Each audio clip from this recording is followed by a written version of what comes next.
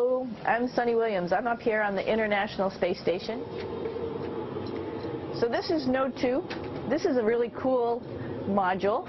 Of course, most of these modules you'll see they have 4 sides, and they're put together. That way we could sort of work on a flat plane, either a wall, a floor, another wall, or the ceiling. But, you know, again, all you have to do is turn yourself and your reference changes.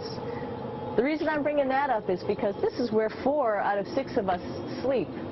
And so people always ask about sleeping in space. Do you lie down? Are you in a bed? Not really, because it doesn't matter. You don't really have the sensation of lying down. You just sit in your sleeping bag. So here's one sleep station right here. I'm going in right now. You can follow me if you want. So I'm inside. It's sort of like a little phone booth, but it's pretty comfy. I've got a sleeping bag right here that we sleep in, so we don't have sort of like a little bit of a cover. We don't fly all over the place.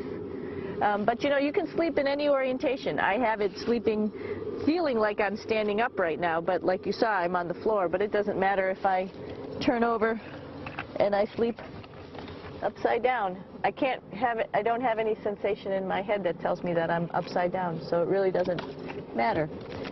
The sleep station is also like a little office. We've got a computer in here. As you can see, we've got a couple little toys. I've got some books.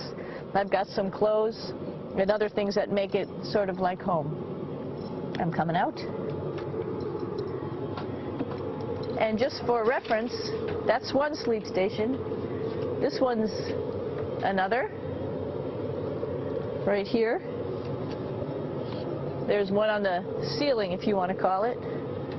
Right here.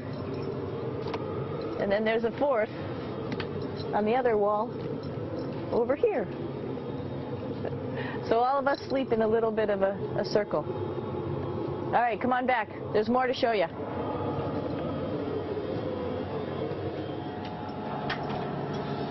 I know that there's some questions about how to use the bathroom and how do you actually live in space like normal, like at home. I mentioned real quickly about getting up in the morning and brushing your teeth and washing your face. Well, how do you do that? Well, here is the bathroom, essentially. You get up in the morning and we have a little kit, and it has all the essential things that you need, like your toothbrush and toothpaste and brush. See how much better the brush makes my hair look?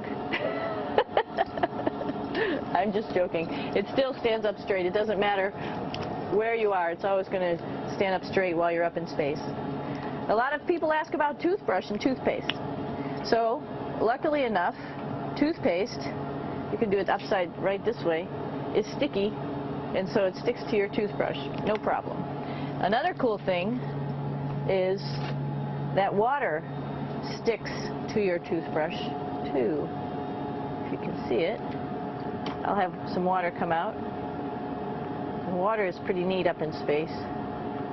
It'll stick to your toothbrush, and it will make a big bubble. And that's just by surface tension. And then you can drink it. So a lot of people ask about what do you do with the toothpaste after you brush your teeth.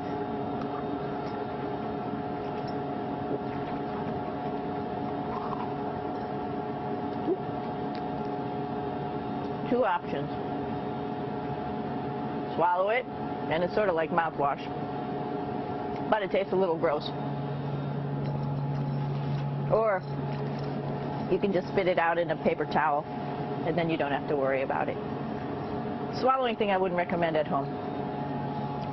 I'm only up here for 4 months, so it's not that bad. One of the most pressing questions about living in space, of course, is the bathroom. So let's take a look at that little piece of work. Come on in.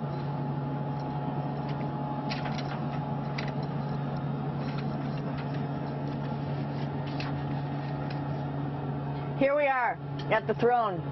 This is awesome. You might see the little You might have noticed the little moon on the outside. This is our orbital outhouse right here.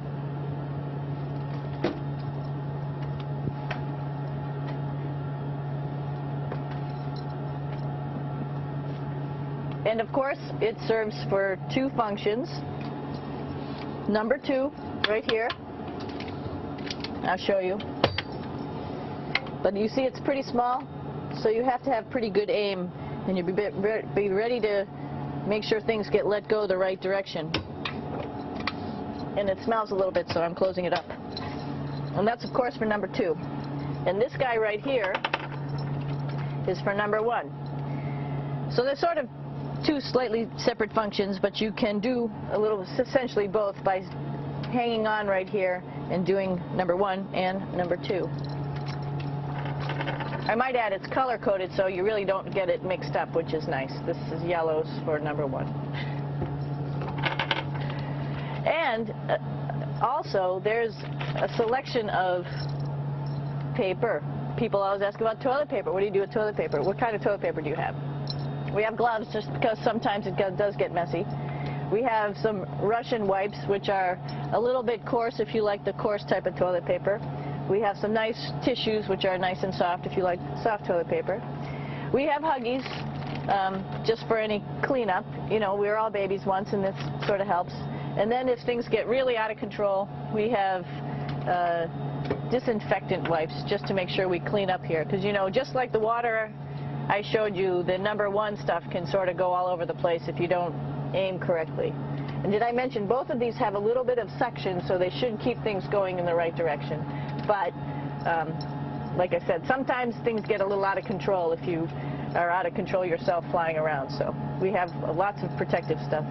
And of course, you do have your privacy. There's a little door, so other people know that you're in there. Here's a pretty cool place. This is sort of like in your house where everybody meets in the morning. After you wash your face, brush your teeth, you want to find something for breakfast.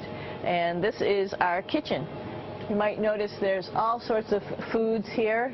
It's like opening the refrigerator. You got all your different stuff that you want to have: drinks, meats, eggs, vegetables, cereals, bread, snacks. And that's a good place. That's where you find all the candy. Side dishes, and then some little power bars just in case. So we have all this type of food. Some of it is dehydrated, and so we have to hydrate it, fill it up with water. Some of it is already made, and then all we have to do is heat it up. So something like this, I'm pulling out barbecued beef brisket. Pretty yummy.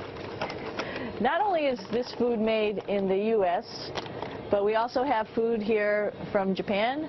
We've got Russian food. As you can see, all these red containers are filled with food that's from Russia. And then we get some of our specialty stuff, some things that we like, some of our favorite stuff that your family can send up.